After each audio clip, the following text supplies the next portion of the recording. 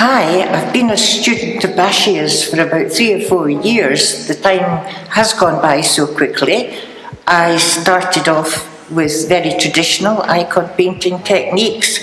Basia showed me how to mix the egg yolk with the wine or the lager to keep it, and how to use tiny little brush strokes in layers on gesso. I did very traditional icons to start off with. I started off with the Archangel Michael, and then St. Parashiva, and then I went on to this one, which is St. Mamas, and I really like this one because it's got an animal in it, and I do like icons with the animals.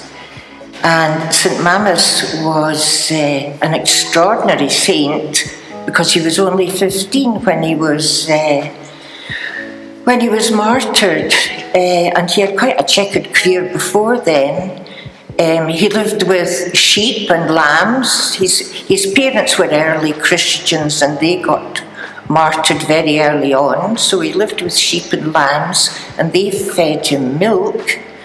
And then later on, he got into tow with a company of lions.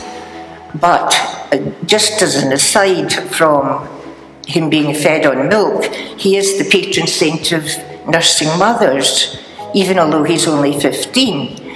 But he went on to live with the lions and was very happy. But one day he entered a Roman town, I can't remember which one, but it was Diocletian, who was the emperor, and he was dragged in front of Diocletian, wouldn't give up his Christianity, and then he was martyred.